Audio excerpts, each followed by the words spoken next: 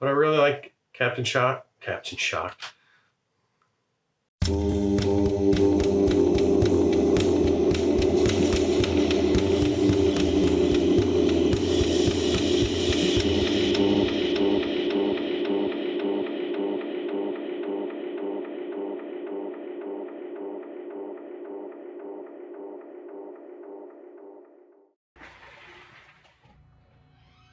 Hello, VC.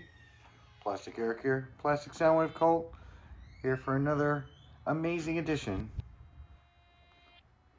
of Collection Connection, the game that's just an excuse to talk about music. Um, I do my responses every Monday, and I play this game with my brother Bryce over on Good Show Ponsonby, and he does his response every Thursday, and we make our albums in our collections connect to one another, so on and so forth. So the last thing that my brother showed was Michelle Shock, Captain Swing. Didn't get to listen to the album really because Michelle Shocked does not want her shit online at all, apparently. I mean, man, I was looking for it. I'm surprised that she allows her biography to be on Wikipedia. Holy shit. I couldn't believe how hard it was to find any music from her, even on YouTube. Nothing on Spotify. They got like playlists, but I think they're all covers of her songs. So the one song that I did find of hers online was the L&N Doesn't Stop Here Anymore, which is an old Johnny Cash song, which I thought was interesting. But then when I looked up the track list of the album, because I typed in, Captain Swing full album, and you get this playlist that's all bullshit. It has no songs from the album on it. So I didn't get a chance to really listen to the album. I listened to some of her songs. I think she's got a great voice from what I can hear on some of the samples that I heard. But beyond that, she just, as I was looking this stuff up, there's people online on YouTube that like actively cannot stand her because she will not allow anything of hers online. And I thought about doing something along those lines that, another artist, which I could have easily done Tool, but Tool now allows all their music on Spotify, which I thought they did a good job of because they actually got a lot of money by doing it the way that they did it. But I'm digressing. That became very difficult to do because it was all artists that are not on Spotify that I just don't have. Neil Young, Crosby, Stills, and Nash. They're all good to listen to once in a while, but I don't necessarily have them in my collection right now. But the one thing I did find out about Michelle Shock is a play on words. It's a pseudonym or something like how they call it for Miss Shell Shocked or Shell Shocked.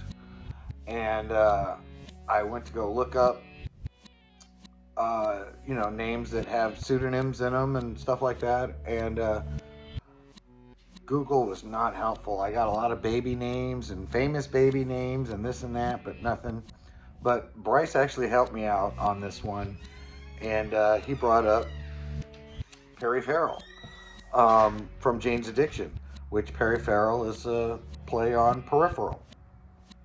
And so the album I decided to go with Jane's Addiction is Ritual de la Habitual. Now, as I'm going to show here, this is not the original album cover. This is called the clean cover. This here is the original cover, and apparently people are offended that when you arrange paper mache in such a way and your brain recognizes it as male and female nudity, that it becomes unacceptable,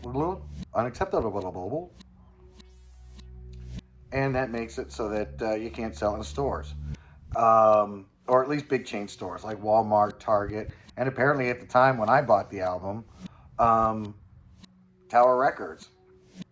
And so this one that I'm showing here, there was a few different versions of this clean one that came out. Now, I don't think that they even have this anymore. I think even those other stores, if they had the original artwork, would still do it. This one is interesting. This is one of the few albums that my wife and I both had a copy of, and she got one that was a little bit later than the one I got. I got it the day it came out. She got hers a little while later, and it's interesting because when you take out this here, now the CD looks very similar to mine, is how I can tell it was from the same time, but later editions would have a big J.A. on here, and so it would say Jane's Addiction on top, big J.A., and then Ritual de Habitual on the bottom. And then this here, and I'm going to get really nerdy here. Sorry if you're not a music collector and you find this stuff boring.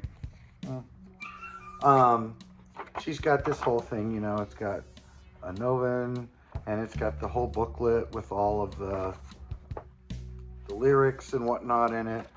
But again, not the original CD version of this album. The original came out as such, so you can see that, whoops. The original has this CD, but it came out with a blank. So everything is the same on the front, but all of this is blank.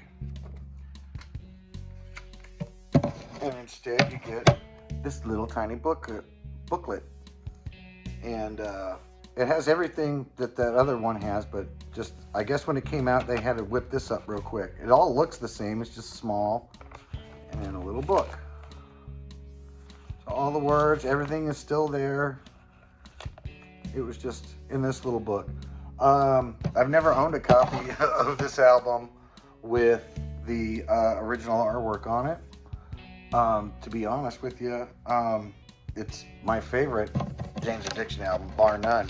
And 3 Days is one of my favorite songs. I mean, this album is actually broken up into 2 parts. So if you were to think of it as a record, the first half would be basically kind of, I don't know if the right word here would be anthology, and you know, an anthology of songs in the sense of all of the songs are not related to each other, but the last few songs are all related to a particular time that Peripheral had with his old girlfriend, who unfortunately had overdosed on heroin.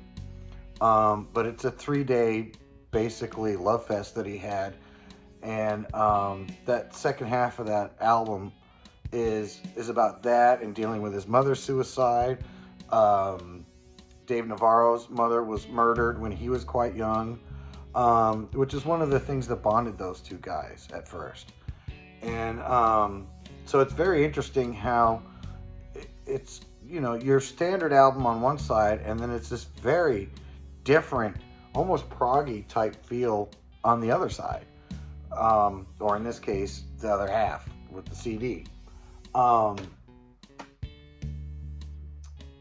And it's just that second half. The whole album is solid, but the second half of that album is absolutely amazing. I think 3 Days is one of the most epic songs, and I think I've said it on other videos, that I've ever listened to. I mean, it starts off so quiet and builds to being so loud and so bombastic.